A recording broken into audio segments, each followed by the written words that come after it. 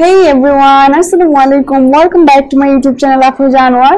আজকে আমাদের টপিক হচ্ছে কিভাবে আমরা একটা পারফেক্ট ইউআরএল লিখবো সেই বিষয়টা নিয়ে, বা আপনি এটাও ধরতে পারেন কিভাবে আমরা একটা এসইও ফ্রেন্ডলি ইউআরএল লিখবো সেটাই আজকে আমরা দেখবো।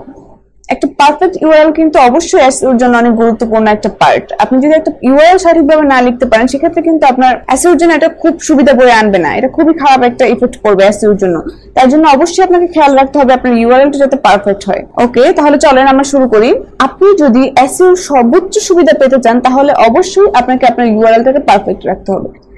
আজকে যে শুধু ইউআরএলটাকে কিভাবে পারফেক্ট করে লিখবেন সেই টিপস গুলো শেয়ার করবো তা কিন্তু না, আজকে আমি একদম প্র্যাকটিক্যালি দেখাবো কিভাবে একটা ইউআরএল কে পারফেক্ট আপনি করতে পারেন।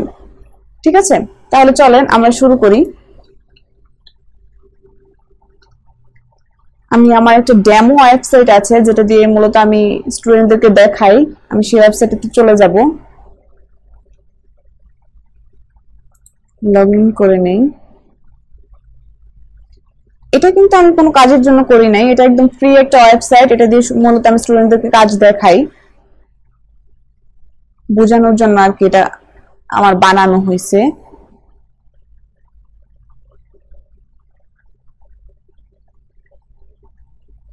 ওকে, এখন চলেন আগে একটু শুনি কোন কোন কাজগুলো ইউআরএল এর জন্য অবশ্যই আপনাদেরকে করতে হবে। প্রথম টিপস হচ্ছে আপনাকে অবশ্যই আপনার ইউআরএল এর লোয়ার কেস লেটার গুলোকে ইউজ করতে হবে। লোয়ার কেস লেটার গুলো কি, মানে একটু ছোট হাতের যে অক্ষরগুলো আছে ওগুলো ইউজ করতে হবে, বড় হাতের কোনো অক্ষর আপনি আপনার ইউআরএল এ ইউজ করতে পারবেন না। তাহলে চলেন আগে একটা দেখি, আমি যদি আমার পোস্টে চলে যাই, পোস্টে যাওয়ার পর আমি এই পোস্টটাতে যাব। ঠিক আছে, লোড হচ্ছে, একটু আসুক। এই যে দেখেন, এটা হচ্ছে ধরেন আমার পোস্ট, একটা ডেমো পোস্ট। হ্যাঁ, ধরেন এটা আপনাদেরকে দেখানোর জন্য শুধুমাত্র, ধরেন এটা হচ্ছে আমার একটা পোস্ট। ওকে, এখন এই পোস্টের মধ্যে আমার কাজ হচ্ছে ইউআরএল, তার মানে ইউআরএলটা কোন কোন জায়গা থেকে আমি ঠিক করতে পারবো। এই যে দেখেন, এই যে পার্মালিঙ্ক দেখেন, এটা হচ্ছে আমার টাইটেল, এন্ড দেন এই যে এটা হচ্ছে আমার ইউআরএল। ঠিক আছে, পার্মালিঙ্ক যেটা, এটা হচ্ছে আমার ইউআরএল। দেখেন এই যে এডিট অপশনটা আছে, আপনি এখানে গিয়ে আপনার ইউআরএলটাকে এডিট করে নিতে পারবেন। ঠিক আছে, যদিও ইউআরএল অপশনে অটোমেটিক্যালি ছোট হাতের যে অক্ষরগুলো আছে ওগুলোই নিয়ে নেয়, তারপর আপনাদেরকে বলে দিলাম আপনাদের বোঝার সুবিধার্থে যে ইউআরএল এ অবশ্যই আপনাকে ছোট হাতের অক্ষর ব্যবহার করতে হবে, বড় হাতের কোনো অক্ষর ইউআরএল আপনি ব্যবহার করবেন না। ওকে, আমাদের নেক্সট পয়েন্টটা হচ্ছে এই যে ইউআরএলটা আছে না, ইউআরএল এ কখনো স্পেস দিবেন না। ঠিক আছে, ধরেন এরকম করে আমরা স্পেস দিই না, আমি দেখাই। ধরেন লিখলাম ডিজিটাল মার্কেটিং, এরকম এরকম করে যে আমরা স্পেস দিয়ে লিখলাম না, এরকম কখনো কোনো স্পেস আপনি ইউজ করবেন না আপনার ইউআরএল এ।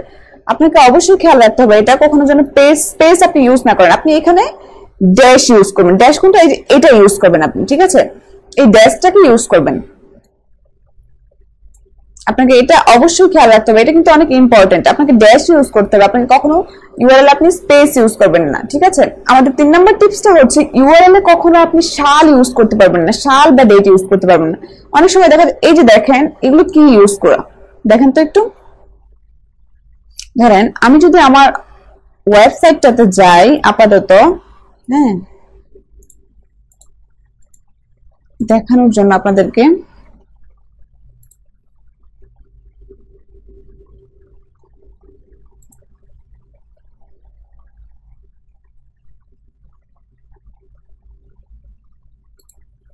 এই যে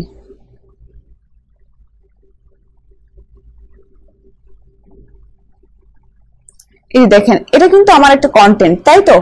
হ্যাঁ, ওই যে কন্টেন্টটা আমি দেখাইতেছি, ওটা নিয়ে কাজ করতেছি, এটা কিন্তু সেম কন্টেন্টটা। এই যে দেখেন, এটার ইউআরএল, এটার মধ্যে নাম্বার ইউজ করা, সাল, ডেট, নাম্বার, আসলে এগুলো ইউজ করা ইউআরএল এ পারফেক্ট না। ওই ইউআরএলটা কখনো পারফেক্ট হয় না যে ইউআরএল আপনি সাল, ডেট বা নাম্বার ইউজ করবেন।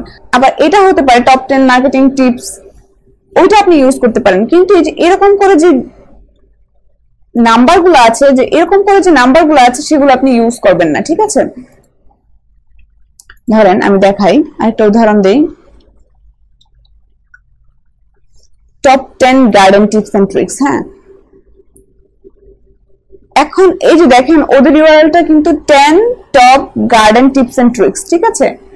এরকম করে কিন্তু আপনি আপনার নাম্বারটাকে ইউজ করতে পারেন, বাট এরকম করে আপনি কখনো নাম্বার ইউজ করবেন না, ঠিক আছে।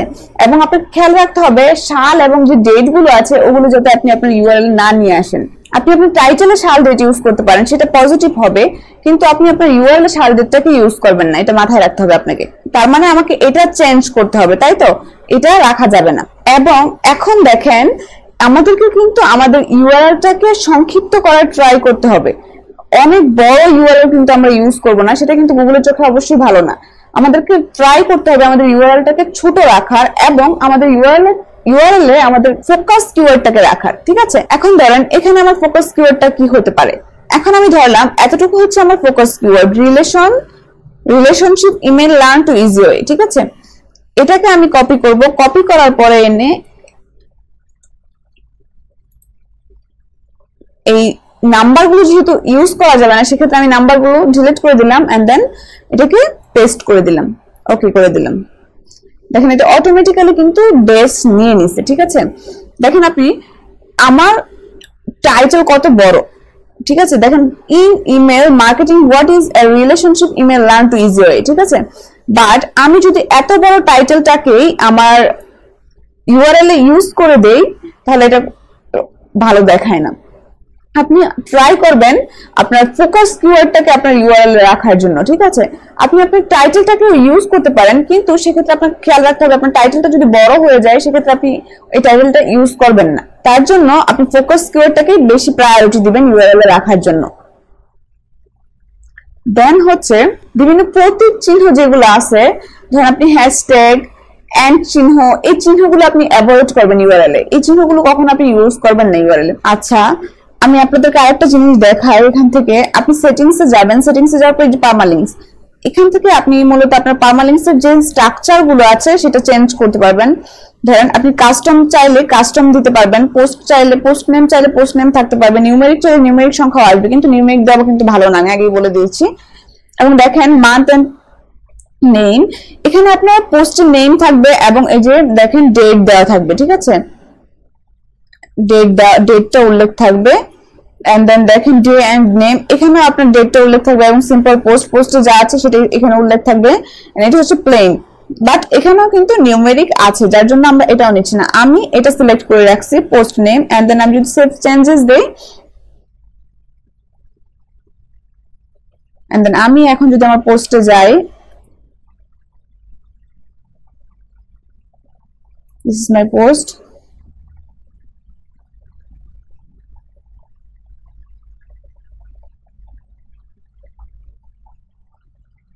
এখন এটাকে যদি আমি এডিট করার ট্রাই করি,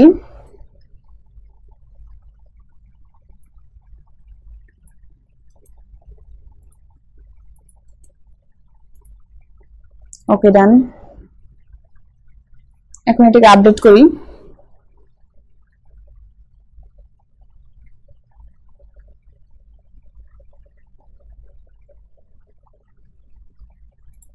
এখন ধরেন আমি আমার ওয়েবসাইটে যাই, এটাকে কপি করলাম, লিংকটাকে কপি করার পরে আমি এখানে পেস্ট করে দেই,